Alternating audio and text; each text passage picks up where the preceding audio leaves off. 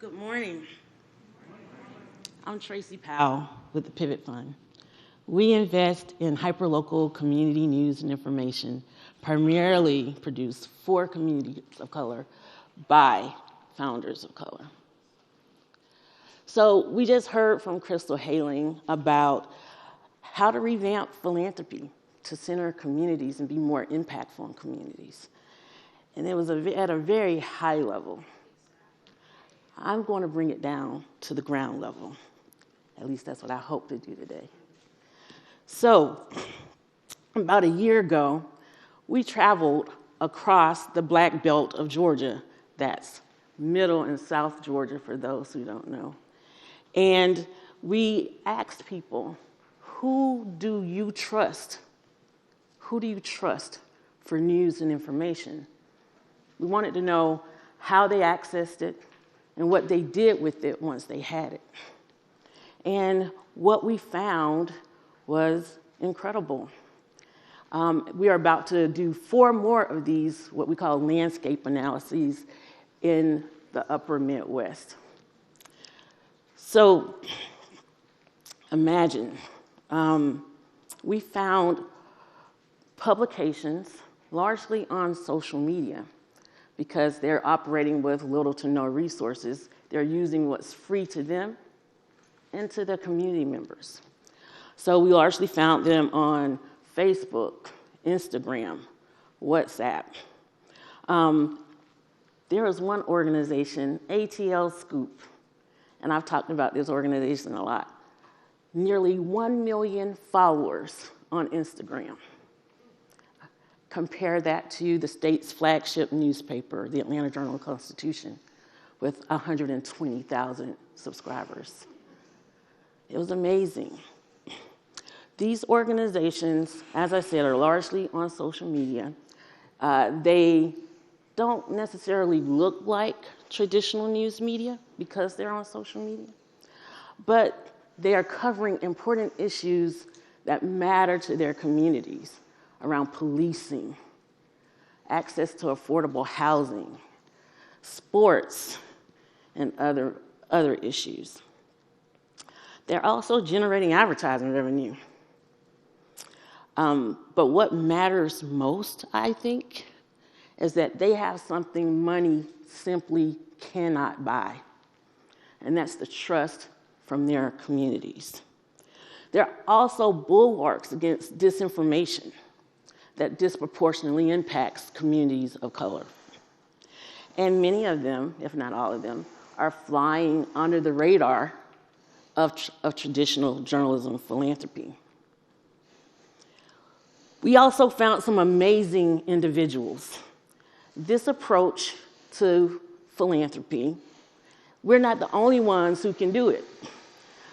Others can too.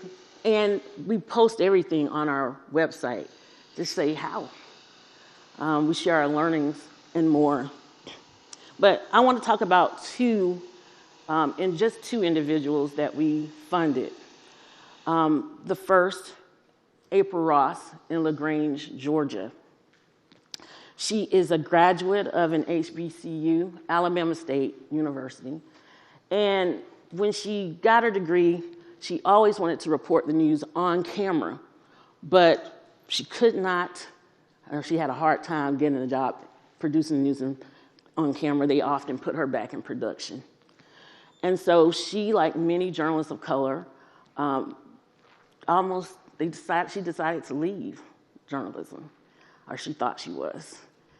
She kept posting news and information on her Facebook page. And one day she broke in it, because she's in a news desert, I forgot to mention that. She's in a news desert, but there was a breaking news story. She was the only reporter on the scene covering this story. A deputy was shot. The reporters in Atlanta tapped into her Facebook Live to cover the story until they could get there in person.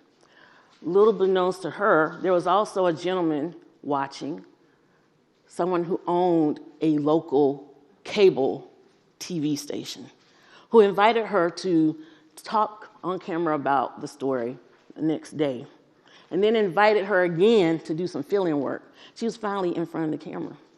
reporting the news. Her husband encouraged her to ask this gentleman if he would be willing to sell the TV station. And long story short, she now owns that TV station. She's in 600,000 households on the Spectrum network. And she's grown her audience by nearly 60,000. One of the first things she did with the funding from the Pivot Fund, $150,000, is to hire a sports editor. Now, that's something that many funders might not really be impressed with, but we trusted April to know best how to cover her community. And let me tell you about this sports coverage. She is bringing together a racially divided community using that sports coverage, deplatforming her mostly African-American Facebook audience over to her TV station where the white Christian evangelicals are. That's something journalists have been trying to do for decades and haven't been able to. And they are gathering, deepening their bond around sports, something that everybody cares about. And she's growing our audience, generating revenue, and bringing together a community. That's what can happen with transformational dollars. Just a few hours up the road is another founder we invested in, Elizabeth Galarza, a child of migrant farm workers. She found herself at a young age caught up in the foster care system when her parents had to leave her behind in California to make their way to Georgia to pick fields. By the age of 13, she found herself abused and impregnated. She was forced to carry the child. She dropped out of school. And by the time we found her, she was working 2 or 3 other jobs, and she had launched Pas La Voz out of a need to communicate to immigrant laborers in Savannah how to keep safe during hurricane season, to give updates during hurricanes. That grew during the pandemic into providing critical news and information about vaccinations,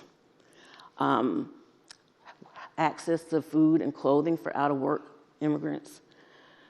She was having an outsized impact. When we found her, she almost nearly 18,000, I think, followers on Facebook. When I had our site visit along with our team, we had our site visit there with her. She asked, "Why are you here?" She said, "I am not a journalist." And I was immediately skeptical when she said, "Oh, I'm not a journalist." And then I was like, "But we've done our due diligence. We know what you're out there reporting." She said, "But I only have a GED." And I said, "You're more journalist than most journalists I know." Elizabeth has parlayed that $150,000 into already matching our grant dollar for dollar. She quit her other 2 jobs. She launched a website and a WhatsApp channel. She's more than doubled her following and has 15,000 unique visitors to her website. But most interestingly, she acquired another newsroom. She's generated enough revenue to acquire another newsroom. And I was, how much money did we give you? I wanted to know, like, how were you able to do this? And it's because she has the journalistic instinct, but also she knows the value of a dollar. She's a businesswoman. So, quickly, let's go over this one more time, our approach, again, that anyone can do. We listen to community members. We allow them to direct us to who we likely should fund. We verify that these news outlets are producing credible, fact-based information and that they have the same universal journalism standards that we have. And we trust that they know how to cover their community, know what the information needs of their community are. But more importantly, that their communities trust them. And we provide wraparound support to help them execute on their strategies. So we know that mainstream journalism philanthropy, while well-intentioned, is not set up to meet the needs of these grassroots publishers. We know this because, well, we asked them. I asked 100 publishers, is philanthropy working for you? And how? And what we learned is they said that they felt that that funding was inequitable, that they were required to participate in boot camps or accelerators or join other organizations where they didn't quite fit in. It wasn't surprising that they were feeling as if they were on the outside looking in. That's been a long-standing problem. But we also see the opportunities and what can happen when philanthropy is responsive to these kinds of organizations. This is a statistic that we should all be concerned about, especially in the changing demographics of this country, when people of color are the rising majority. It's why we should fund the kinds of organizations I'm talking about, organizations that are trusted, embedded in their communities, and reflect the matters important, and produce news and information that's accessible to their communities, right? So the Pivot Fund was created to correct a lot of what we've seen. And again, we're not the only ones who can do this. You can find our research report, Architects of Necessity, which was co-authored by Dr. Meredith Clark from Northeastern University. You can find that on our website. And you can, www.pivotfund.org.